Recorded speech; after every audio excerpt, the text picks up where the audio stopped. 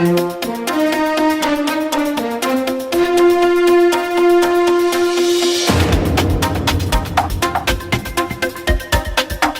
right now are not education centers, they are indoctrination centers, and if you doubt that, only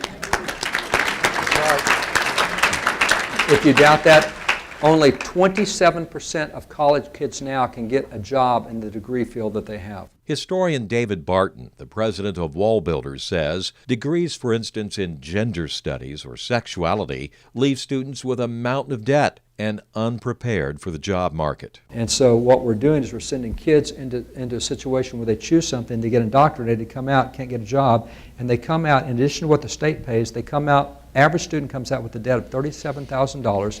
They end up with a $351 a month payment. They don't have a job yet.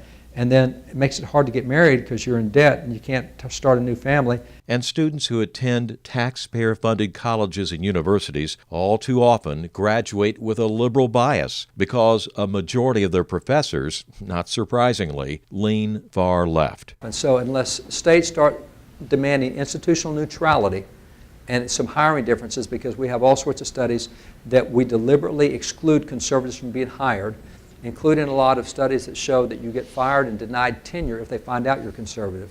That's got to stop. Mr. Barton spoke in Decatur during a forum hosted by the Illinois Family Institute and Restore Our Constitution. He recently led a WallBuilders legislative conference in Dallas that focused in part on speech codes that silence conservatives on college campuses. So states are starting to fund universities that don't give due process rights on claims made by students, even claims that I'm a conservative and my teacher attacked me for my beliefs.